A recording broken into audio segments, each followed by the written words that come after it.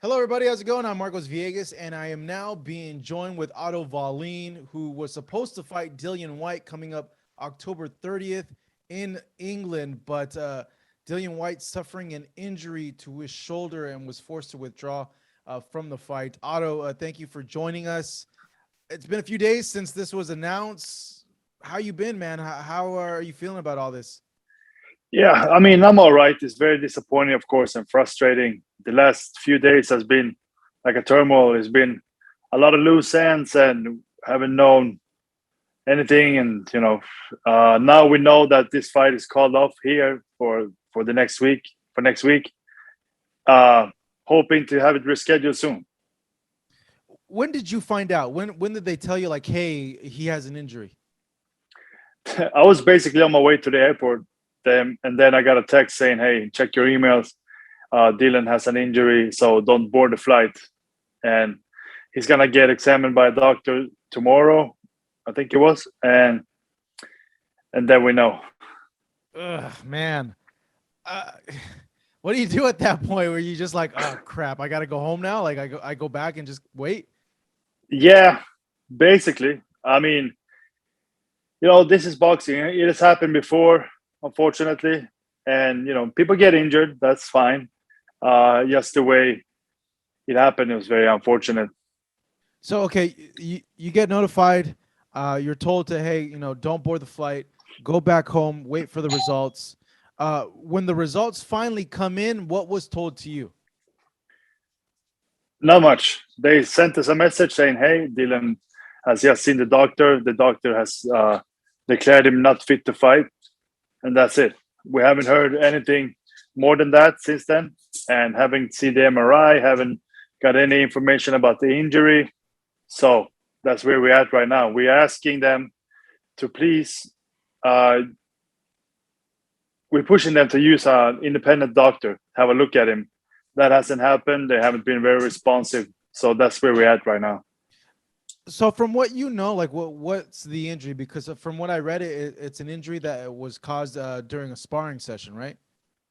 Yeah, that's all I know. That's all I know. I've been basically what says on the stories online, Oh and wow. that's yeah. So that's very frustrating that we haven't really got any real answer on what's going on. Yeesh. Okay. Uh, I know Eddie did an interview. I haven't had a chance to see the interview, but I had or I believe a tweet, talking about like the MRI or anything like that. Um, given that, what have they told you in terms of rescheduling the fight? They haven't made a decision yet. We're pushing them. I mean, I want the fight. I spent the last 2 months getting ready for this fight and spent a lot of money on it. And this is a fight I want. It's a great opportunity. After the fight was made, and then after Fury and Wilder, they said that the winner of this fight is gonna fight Fury. The WBC ordered that and sanctioned it, and that happened after the fight was made. So I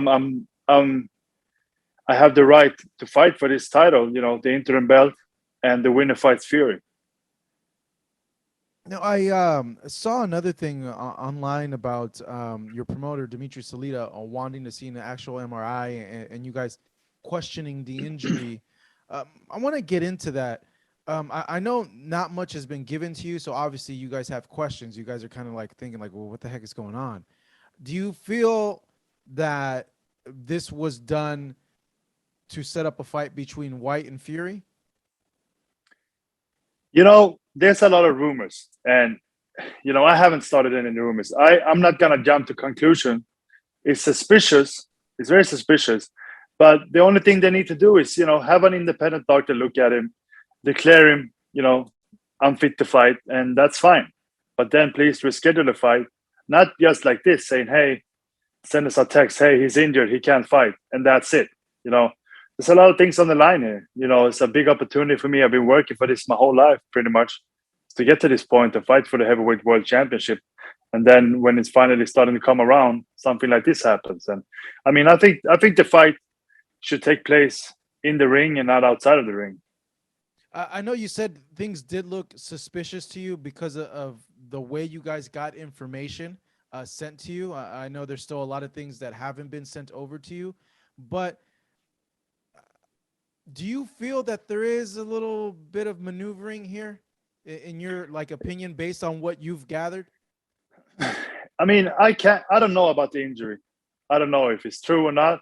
So far, I have my suspicions, and that's basically just because they haven't provided us any information at all. They've just said that he's injured and nothing more. So we want a statement from, first and foremost, I think, his doctor.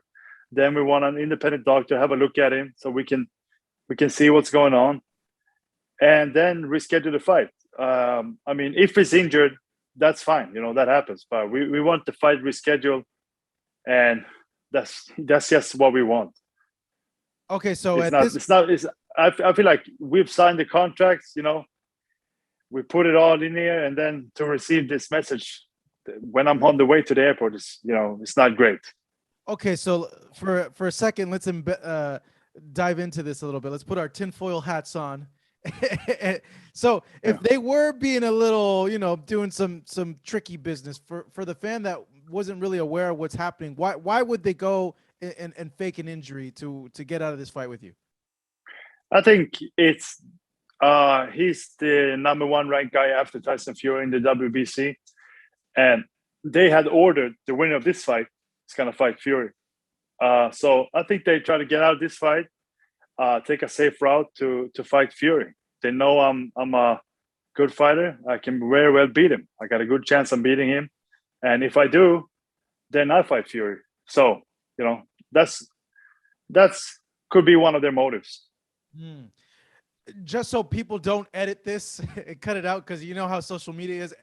Otto doesn't believe this. I was just saying, like, hey, why would they do this? Because I could totally see an Instagram clip coming out of this, and, Yeah. and I don't want to put you in a bad position, Otto. Yeah, I was looking forward to this fight. A lot of people that I spoke to said that you had a great shot at winning this fight, and not to overlook you because of the type of fighter that you are. Given that you pretty much finished camp, you're on the way to the airport. How did you see the fight in your mind? How would have played out to you? I mean, I think it was a great fight for me. The perfect fight, great timing, big fight. To set up a fight with Fury, a rematch with him, and this, I felt great. I had two good fights since I fought Fury. I've had 2 more years of training, so I feel like I've gotten better. I got gained more experience, and this camp was really, really great for me. I've had great sparring partners that have been pushing me. It hasn't been that hard to fight sparring partners that emulates White, so that's been helpful. And I just felt ready, and I was gonna go there and beat him. Yeah, no, it's a big opportunity, and it was anticipated. Stylistically, I like this fight because Dillian Whyte, he likes to mix it up when he's pressed, and I had a feeling that maybe you might want to do that, but also you showed a lot of your boxing skills in the last fight. Were you thinking of approaching it that way, like, hey, I want to take it to him, or did you want to highlight like more of your boxing skills in this fight? Actually, I read an interview with Andrew Ward yesterday talking about Caleb Plant and Canelo, and he said that sometimes with these guys you got to be aggressive too, and let them have some take some tough shots, because then that creates doubts in their minds. So I feel like that's a very good way to look at it. When you fight a tough guy like Dylan, he's a slugger, likes to come forward. Sometimes you gotta actually stand up to them and push them back and get some respect, and that can change the whole fight. So I think I'm a great boxer, but I also know how to be aggressive and earn my respect, and I feel like that's important in this fight. Yeah, no, it's so weird. It's like the guys that are always the aggressive ones, when they meet an opponent that is aggressive with them, it's either they like don't know what to do, or you get put in a firefight with them. Yeah, that's interesting, because I feel like a lot of those guys are very used to being the aggressive and being bullying and have people turn away from them. But great example with Fury and Wilder. Yeah. I actually called that before the second Wilder and Fury fight. I said that I felt like somebody's gonna come in there and just run Wilder over pretty much, and I felt like that happened that fight. And that's sometimes what you got to do. Look at Underwood, great fighter. Being aggressive with Kovalev and eventually stopping him. And there's a lot of good examples of that. I know you had mentioned that you had a lot of expenses for this camp. Like, what happens with that? Because I would imagine there's no fight you don't get paid, right? Yeah, I'm not gonna get paid. Hopefully, they'll take care of the expenses at least. Um, their sparring partners. You got to pay them well to be over here. And New York City is not a cheap town to be in. So we got to fly them in, put them at the hotel, and then pay them, of course. And you have 2, 3 guys, and it adds up. So that's costs, then medicals and everything. So there's a lot of costs, of course. Hopefully, they'll pay me back for it. What would you like to see happen, and when would you feel it would be appropriate to have the fight rescheduled? I definitely wanted to sorry, reschedule. That's what we're working for, and that's what we're pushing for. I want to fight Dylan, and whenever they're ready, because I'm not injured. I've had injuries in my camp too, but I pulled through, and I was ready to fight. I'm here now. I'm ready. So whenever he's ready, I'm ready. With the Wilder Fury 3 fight, and you being really close to getting another shot at Tyson Fury, what'd you make of the fight that happened a few weeks back? I think it was a great fight. First and foremost, it was slugfest. Both people were knocked down and got up, and it was a very entertaining fight and good for boxing. Ultimately, I think Fury was just a better guy, and he showed that. Felt like Wilder, he was taking a beating second half of the fight, but what kept him in there was his heart. That he actually showed. He showed a lot of heart in that fight, and then I felt that his punching power kept him in there also. Yeah, But yeah, like I said, Fury was the better guy.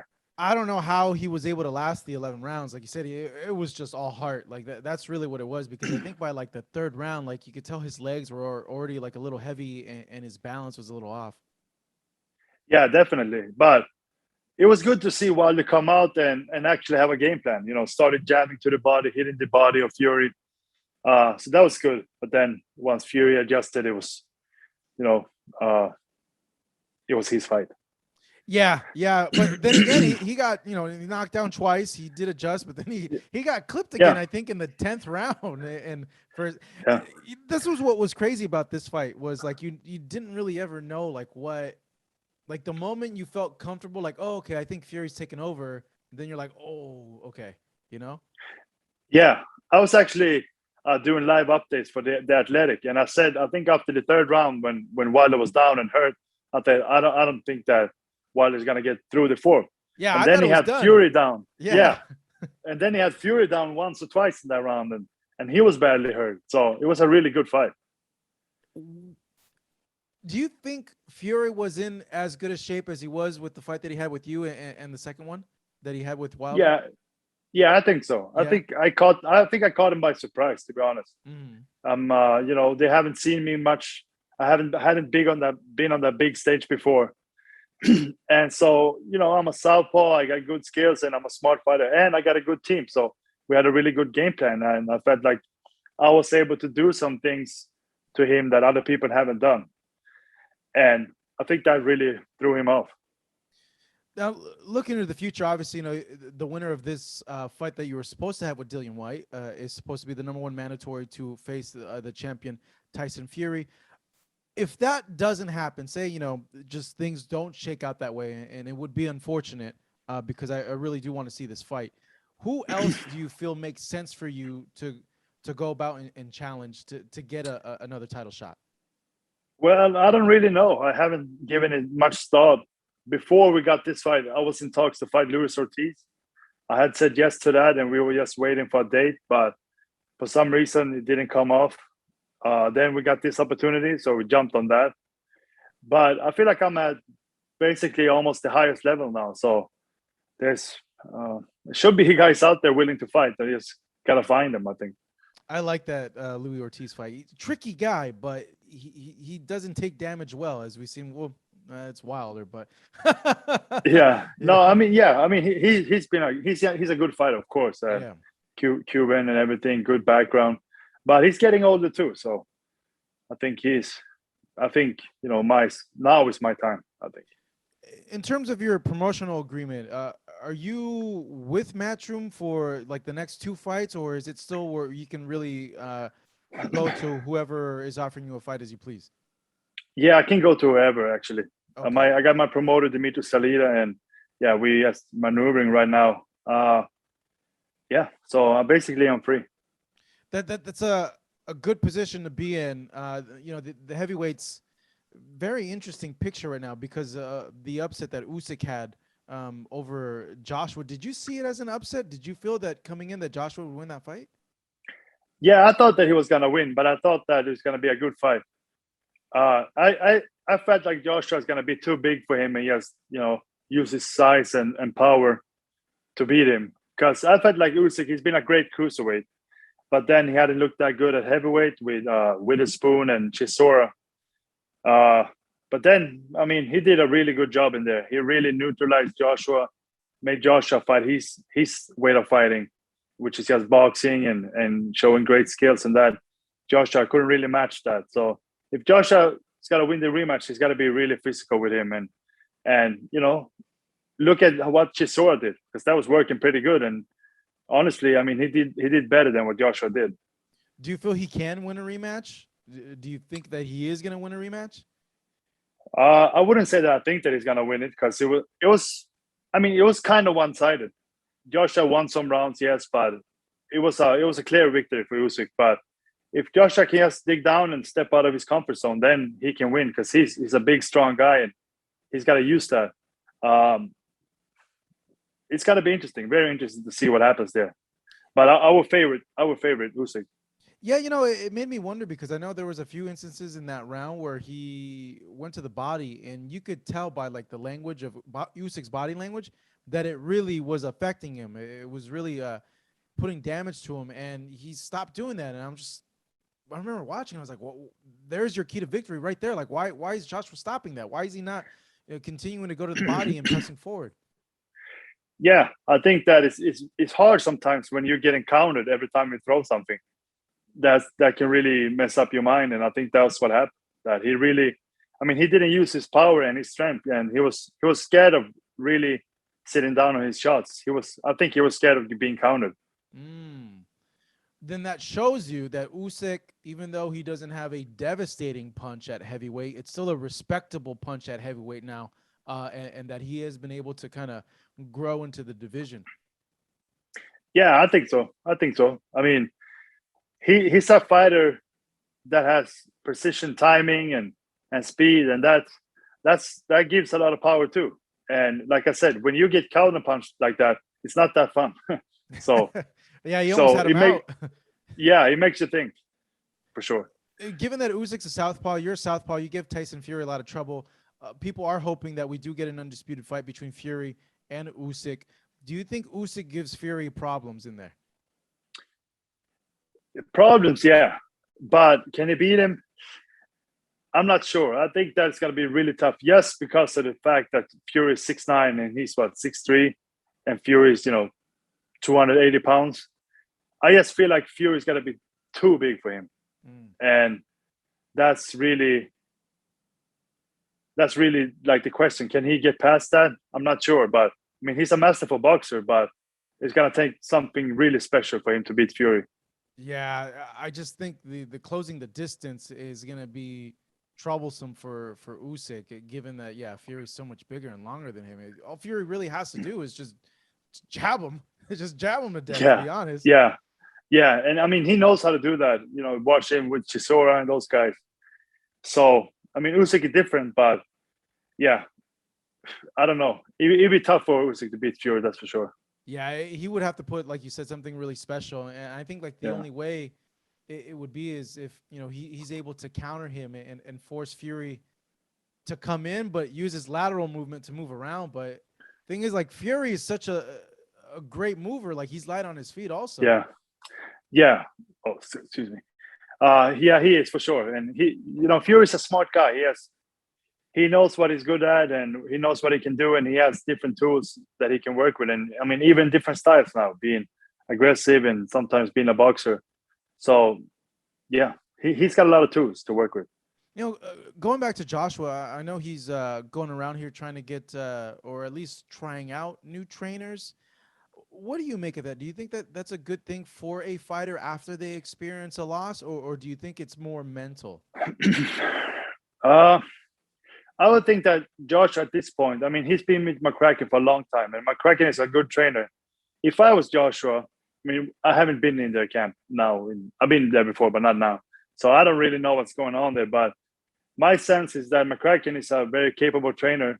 So if I was Joshua, I would keep him and maybe bring somebody like Ronnie Shields, or I've seen him go around to different trainers. But he would need somebody that can really push him out of his comfort zone. And if I was him, I would bring in an assistant trainer to McCracken, because they've been together for so long now, and he can't just give that up, I feel like. I'm But bring wondering. somebody in, and bring somebody in, and hopefully they can make you step out of your comfort zone and be more aggressive. That's the thing that I'm wondering, and I'm curious if you as a fighter can notice this. Tim Bradley told me that he feels that Josh was like okay with losing. Like he's developed like a small man syndrome where like he's okay. Like, oh, okay, I'm gonna lose it. It's fine. I've been here before. Like you guys as a fighter, like do you notice like that sort of body language when you're in the ring with someone, or even like when you see them fight, like where they capitulate, like they're fine with what's going on in that sense. Yeah, I wouldn't say that he's fine with losing, but I think the way I look at it is, I feel like he's scared of losing. I think that he's maybe, he really doesn't want to lose, and he feels like, oh, I gotta win, I can't lose. And that sometimes limits yourself, because the way I try to look at it is, I do everything I can and just put everything on the line to win, and focus more on winning than losing. I feel like maybe he's thinking more about losing than winning, and doesn't want to look bad, and that. So that's what I mean with stepping out of your comfort zone. Sometimes you really got to do that, and you just push it and give it your all, because if you only give it 50%, you're not gonna win. Does your mentality change when you lose a fight, like, or do you still approach it the same way as like when you were undefeated? It hasn't changed anything for me, at least. I don't know about him, uh, but it's another factor that he's got a lot of pressure. I mean, he's a huge star, and he's come such a long way in a short amount of time, actually. So he's got a lot of pressure. And I think that also plays into it, being scared of losing and everything. For me, it hasn't changed anything. I'm just always trying to be in the gym, and trying to get better and learn from my loss. And I think I have. No, I'm just trying to think like if there's like a part of a athlete in there that they're in a situation where things are getting tough, and they get to a point where they're like, it's all right, dude. It's You've already made it. You've already made a lot of money. Like it's okay. It's okay to let this guy beat you, or it's no, you don't have to push that much harder. It's all right. Yeah, I mean, I can't really tell what he's thinking, but to me, I have a hard time seeing that he would think, "Oh, I already got enough money, so I can't." I mean, it's fine. I don't think he thinks that way. I don't think that. I think winning means more. Honestly, that the legacy and what people think of him, I think means more. But it's easy for somebody to look and say, "Hey, the guy is what, almost a billionaire? Who knows?" And maybe that's fine for him. But I actually think it's more than that, and just the will to fight, and the will to have a legacy. Yeah, no, it's just thinking in general. If athletes get to a certain point where they get in a tough position, and say maybe if they were in that same position 10 years ago when then they didn't have the success that they have now, if they would react differently, and give it an extra 10% that back then would have given them the win, but now because they've had success, they wouldn't push as hard anymore. Yeah, I think it's an interesting thought, but I think even back then, like the way I said with pressure, I think if you have less pressure, you sometimes you perform better, and you're scared of losing everything, like friends, even. I mean, who knows? And what people think of you, and you're regarded as this big star in your home country and in the world, and a lot of people's eyes are on you. That's my thinking. Mm. Yeah, no, it's an interesting that I've always just wondered like how that plays, and I think it really comes down to like what the person is like deep down, like Yeah, what really drives them, and really their competitiveness. I think it is really the thing where like there's such a fierce competitor that like regardless of all that, they don't want to lose. Like they just yeah, don't want to submit to someone else. yeah, yeah. I mean, I've been working with a psychologist since 2012, and sports psychologist, and he's been very good for my career, and helped me through things, and taught me so much over the years. And I mean, today we're more like friends. So I call him every now and then, talk to him, but he's taught me so much over the years, and that's those things are always with me. Hmm. And we talked about the comfort zone and being scared of losing, and that. So basically, what I took from that was, when you think about so much about losing, oh, I can't lose, then you really limit yourself, and you don't find yourself pushing your way out of the comfort zone. So that's something I've worked on also, and always telling myself. I mean, I think it starts with a good background. I mean, having good family and friends around you that will love you either way, and doesn't matter what happens in a boxing. So that gives me the strength to just go in there and let it all on the line and just push with everything I got. Yeah, I don't think fighters really touch into this subject about bringing in a sports psychologist. Like, what other aspects do they work on you with? That to me is really interesting because I don't know anything about that. Yeah, no, it's been so helpful for me. And I mean, we've talked about all the emotions that go through your body when you're training and sparring, and even fights, of course, most important. And being nervous, being scared, and all of those emotions, is natural. I think everybody has those emotions when you go into the ring, and that's okay. And just trying to accept it. And you can't tell yourself, hey, I can't be nervous or I can't be scared, because then you got to be more nervous and more scared. So it's basically for me just about accepting, hey, I'm nervous, I'm scared, but I'm also excited that the fight is finally here, and I get to show everybody how good I am, and this is my time. I've worked really hard for this, and now it's just time to put it all on the line. What does he tell you about doubt or having doubt going into a fight?